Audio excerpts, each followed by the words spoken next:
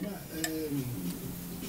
vabbè, la Francia mi ha sempre accettato fin dall'inizio, fin da blues, molto bene, insomma.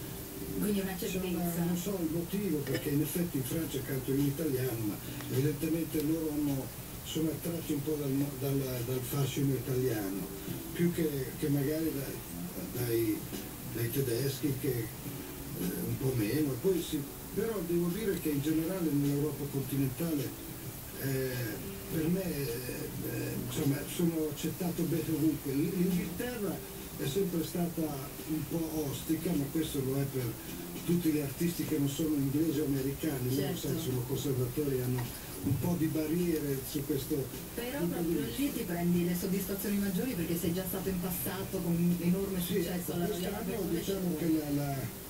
che il gol, insomma la sfida e anche la gioia è che dopo aver fatto la Royal Albert Hall con Joel Compton